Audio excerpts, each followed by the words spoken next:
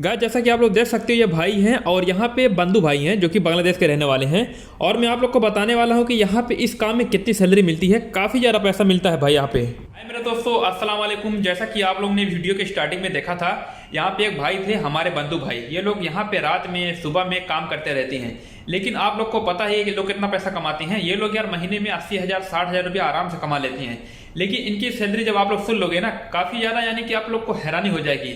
Salary बस इनकी इतनी ही है, लेकिन ये लोग कैसे पैसा कमाते हैं महीना में 70,000 80,000 रुपया। तो मैं आप लोग को पूरा बताने वाला हूँ डिटेल में। और मैं आप लोग को ये भी दिखाऊंगा कि यहाँ पे किस किस तरीके से ये लोग पैसा कमाते हैं गाइस। तो आप लोग को पता हो जाएगा कि यहाँ पे इतना आसानी से पैसा कमा सकते हैं लोग। और यहाँ पे आपको बताना चाहता हूँ, बहुत से भाई लोग आते हैं नए वीजा पर और वो लोग काफ़ी ज़्यादा पैसा लगा कर आते हैं, यानी कि 2 लाख रुपया 3 लाख रुपया, यहाँ तक कि 1 लाख रुपया तो कम से कम लगा कर आएंगे ही। उससे ज़्यादा लगा कर आते हैं, जैसे कि टिकट हो गया तो नॉर्मल बात है। लेकिन आप लोग को बहुत से ऐसे लोग हैं एजेंट वगैरह, आपको झूठ वगैरह क्या बोलते हैं ना कि कंपनी में आपको जाना है, वहाँ पे आपको इतनी सैलरी मिलेगी, इतना मिलेगा, उतना मिलेगा, उतना पार्ट टाइम मिलेगा। लेकिन ऐसा यहाँ पे रियल नहीं होता है। आपको काम करने के बाद पता चलेगा क्या सच्चाई है। तो मैं आपको बताने वाला हूँ, अगर आप लोग इस काम में आओगे, इसमें आप लोग को क्या चांस है, इसमें कुछ परसेंटेज है। तो अगर आप लोग इस काम में आओगे ना, आप लोग को काफ़ी अच्छा पैसा मिलेगा।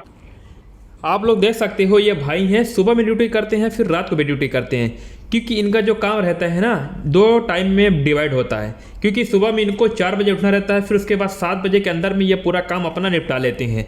तो यहाँ पे मैं आपको बताने वाला हूँ कि इनकी सैलरी कितनी मिलेगी। जैसा कि देख सकते हो ये भाई किस किस तरीके से मेहनत कर यानी कि इतनी मेहनत करने के बाद ये पैसा कमाते हैं और इनकी सैलरी कितनी मिलती है। और मैं आपको ये भी बताने वाला हूँ कि यहाँ पे ये लोग बहुत ही ज़्यादा पैसा कमाते हैं यार। हमारे इंडिया में क्या रहता है ना, जब कोई बंदा कचरा वगैरह उठाता है, क्या बोलते हैं भाई, कौन कचरा वाला काम करेगा, कौन झाड़ू वगैरह मारेगा। लेकिन यहाँ पे जो झाड़ू वगैरह मारते हैं, काफ़ी ज़्यादा रिस्पेक्टफुल से इनको यानी कि बुलाया जाता है। बहुत ही ज़्यादा इनकी इज्जत मिलती है यहाँ पे बलदिया वालों को। जो भाई हमारे हैं, हमारे इंडिया के भी हैं, यानी कि काफ़ी कम मात्रा में, यानी कि काफ़ी कम लोग हैं हमारे इंडिया के हैं। और आपको ज़्यादातर मिलेंगे बांग्लादेश के, यानी कि बांग्लादेश और नेपाल के। ज़्यादातर आपको 95% आपको बांग्लादेश के मिलेंगे। आप लोग देख सकते हैं भाई किस तरीके से भाई काम करते हैं। जैसा कि आप लोगों ने देखा, मैंने आप लोग को दिखाया था, यहाँ पे भाई थे हमारे बांग्लादेश के भाई थे, और बांग्लादेश के यानी कि ढाका वगैरह के थे, बंधु भाई बोलते हैं हम लोग यहाँ पे।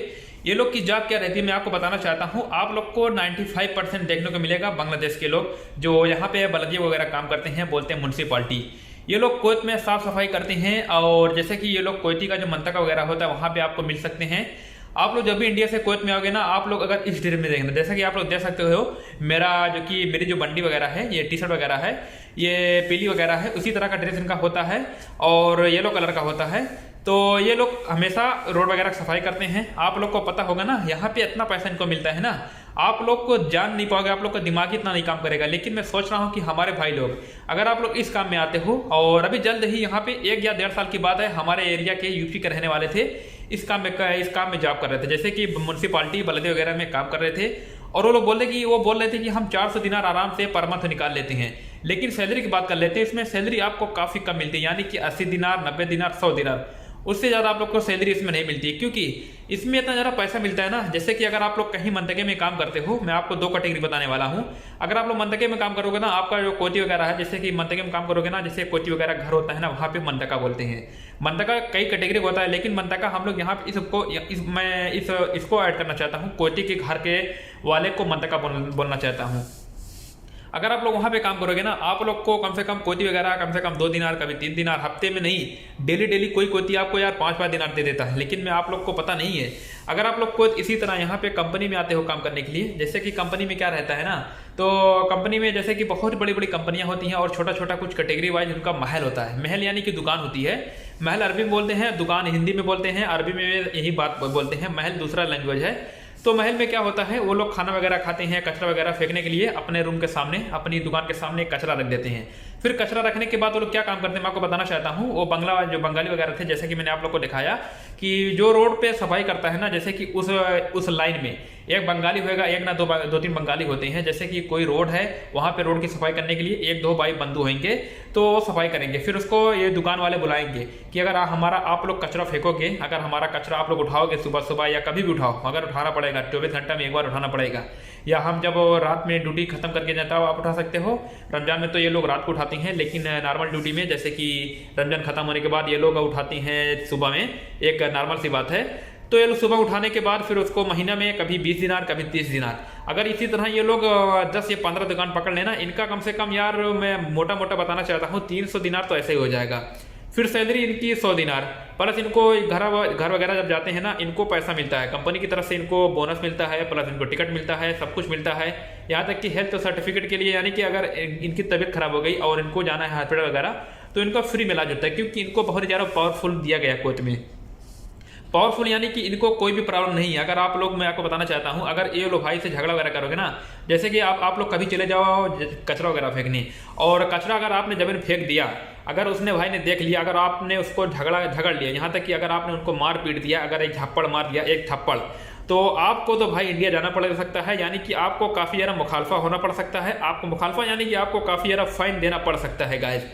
तो मैं आपको बताना चाहता हूँ कि आप जब भी यहाँ पे कुवैत में आइए, जॉब कीजिए, अच्छे से जॉब कीजिए, और जब भी आप लोग कागज़ वगैरह अपना फेंकिए, कचरा वगैरह, जैसे कि कागज़ सब कूड़ादान वगैरह, जब भी आप लोग कचरा वगैरह फेंकिए तो इनको थोड़ा ध्यान दीजिए। और गाइस मैं आपको बताना चाहता हूँ, अभी जल्द ही एक हमारे भाई थे यहाँ पे, आंध्र प्रदेश के रहने वाले थे, और ये सुबह में गए थे कचरा फेंकने के लिए, और जब ये कचरा फेंक कर लौट रहे थे, इनकी ये गलती क्या थी, ये कचरा काफ़ी ज़्यादा ये लेकर आए थे, जैसे कंपनी वगैरह कचरा होता है ना, वो कंपनी में काफ़ी ज़्यादा कचरा हो गया था। फिर वो क्या सोचे थे कि उनका जो डब्बा वगैरह होता है, जैसा कि मैंने आपको दिखाया था, ये भाई ये अपना कचरा यानी कि डब्बा में रखते हैं, यानी कि डब्बा में फेंकते हैं, फिर उसके बाद रात में 11 बजे या 12 बजे गाड़ी आती है कचरे वाली, तो फिर पूरा कचरा उठाती है। हमारे इंडिया का सेम नहीं कि किधर भी रोड पे फेंक दो कचरा वगैरह, यहाँ पे काफ़ी ज़्यादा साफ सफाई का ध्यान देते हैं गाइस।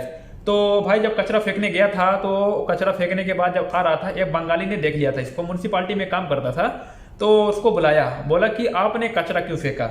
सबसे बड़ी प्रॉब्लम क्या है मैं आपको बताना चाहता हूँ, ये भाई को हिंदी नहीं आ रही है, ना कि अरबी आ रही है, तो थोड़ा मोड़ा हिंदी बोलता था, थोड़ा मोड़ा अरबी बोलता था, और जो बंगाली था वो तो भाई काफ़ी ज़्यादा गुस्से में था, इसने कचरा क्यों जमीन फेंका, और यहाँ तक कि उन्होंने वीडियो भी ले लिया था। तो मैं आपको इतना बताना चाहता हूँ कि आप लोग को कभी भी जब भी कुवैत में आइए, इसमें काफ़ी ज़्यादा पैसा है, लेकिन इसमें जॉब आप लोग को बहुत ही कम चांस है, बहुत ही कम परसेंटेज है, क्योंकि जो इसमें जॉब वैकेंसी निकलती है ना, ज़्यादातर आपको बांग्लादेश के लोग मिलेंगे, क्योंकि बंगाली लोग यहाँ पे इस काम को करने में काफ़ी ज़्यादा आगे हैं, और हमारे इंडिया वाले बहुत ही कम है यार। मैं देखता हूँ 1 या 2% ऐसे हैं जो हमारे इंडिया के लोग हैं, लेकिन बहुत ही कम हैं हमारे इंडिया वाले।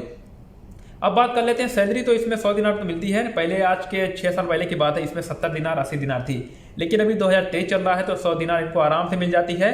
और हमारे इंडिया के लोग इस काम में नहीं आते हैं, क्योंकि हमारे इंडिया में क्या है ना, वो लोग क्या सोचते हैं कि भाई हमको इस काम में, क्या हम कचरा वगैरह साफ करने के लिए बने हैं, क्या हम कुवैत में जाएंगे कचरा वगैरह साफ करेंगे, रोड सफाई करेंगे। अगर भाई मैं आपको बताना चाहता हूँ, अगर आपके घर में कोई भूखा मर रहा है, अगर आपके घर में इतना प्रॉब्लम है, तो भाई यहाँ पे कचरा उठाना कोई बुरी बात नहीं है। रोजी छोटी बड़ी चीज, यानी कि छोटा बड़ा काम कुछ भी नहीं होता है, आपके ऊपर डिपेंड करता है। जैसे कि यहाँ पे कंपनी में हमारे भाई लोग बहुत से ऐसे हैं जो कंपनी में ऐसा काम करते हैं, मैं आपको बताना चाहता हूँ। जैसे कि घर में वो लोग बोलते हैं कि भाई हम कंपनी में पैकिंग काम करते हैं, कंपनी में एम्प्लॉय हैं, हम कंपनी में कंप्यूटर चलाती हैं, लेकिन हमारे जो यूपी वाले हैं ना, आपको मैं 100% बताना चाहता हूँ, 102% ऐसे हैं जो कंप्यूटर वगैरह की जॉब करते हैं, लेकिन ज़्यादातर आपको कोई चाय पिलाता हुआ मिलेगा, कोई आपको मिलेगा साफ सफाई, कंपनी की साफ सफाई, झाड़ू पोछा। और इसी तरह मैं आपको बताना चाहता हूँ कुवैत हाउस में भी इसी तरह रहता है, जो झाड़ू वगैरह सफाई करते हैं, यही सब रहता है। तो गाइस चलिए आज की वीडियो को यहीं पर अलविदा कहना चाहता हूँ। अगर आपको मेरी वीडियो अच्छी लगे तो एक बार लाइक कर देना, चैनल को फिर सब्सक्राइब कर देना। तो चलिए मिलते हैं कल नए टॉपिक, तब तक के लिए बाय बाय। और अगर गाइस यहाँ तक मेरी वीडियो देख रहे हो आप लोग, तो तहे दिल से आप लोग को शुक्रिया।